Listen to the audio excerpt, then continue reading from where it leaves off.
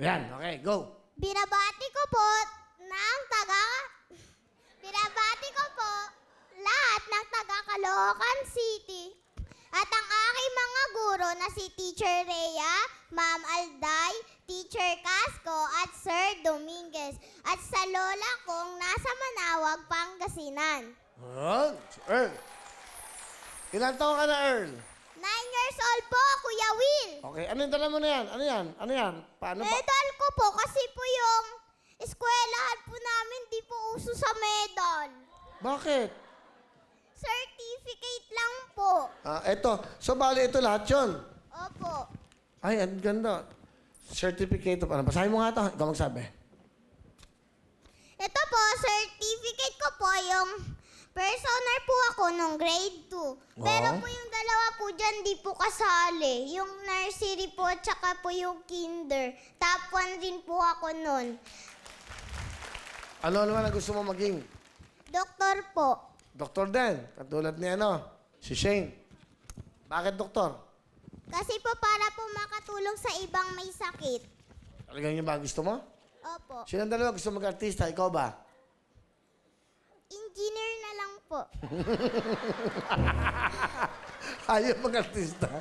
Engineer na lang. O kung ayaw mong doktor, engineer. Opo. Bakit mo naman gusto maging engineer? Para po taga-drawing po ng mga bahay. Kasi Ayun. po gusto ko rin po magkaroon ng sariling bahay. Bakit? Wala ba kayong sariling bahay? Opo, nangungupahan lang po kami, apartment po. Ano, di ba sabi na dapat gentleman ka, kalaban mo mga babae. Ano, hindi mo ba sila pagbibigyan? Hindi. Ano, may gusto ba kayo sabihin kay Earl? Kami rin. Sa laban, dapat ka lumalaban, walang susuko. Kasi pag sumuko ka, talo ka. Walang tutuko. Ha? Pag tumuko ka talaga, talo ka. Okay. O, okay ba sa'yo? Hindi daw sila tutuko. Opo. Ano, lalaban kayo. Opo. Pagalingan, ha? Sino kasama mo? Ipinakikilala ko po ang mapagmahal at masipag kong tatay, si Edwin. Magandang hapon po, Kuya Will. Edwin, kamusta kayo? Eto, at ang anak mo, ano yan?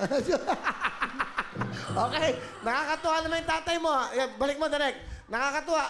Wala hukay sa bahay nyo, ha? Nakita mo yung sutan tatay mo?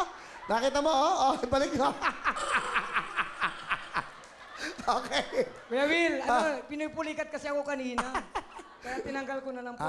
Okay. Yung isa kong pala daliri ko po. Pala ba yung mga katabi nyo, nakatakip ang ilong ko? Ano gusto nyo sabihin sa anak nyo, kay Earl? Sabi ko sa'yo, anak, pagbuti mo yung pag-aaral mo at salamat kasi tumutulong ka magugas ng pinggan sa bahay kahit di mo pa mabot yung lababo. Kumukuha ka ng tungtungan para maabot mo yung pinggan para maugasan mo lang, anak. At isa pa, pag-igihan mo lagi pag-aaral mo ulit at mahal na mahal kita, anak.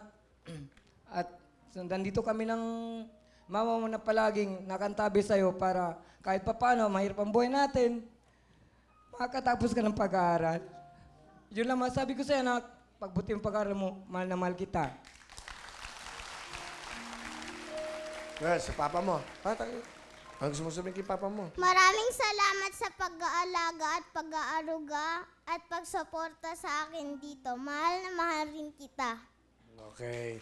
Kay mama mo, ayun, camera, nanonood si mama.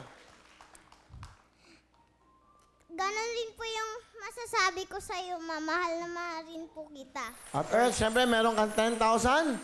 Ibibigay ko sa papa mo to, ha? Para matago ni papa mo, ha? Pakikuha nga, alright?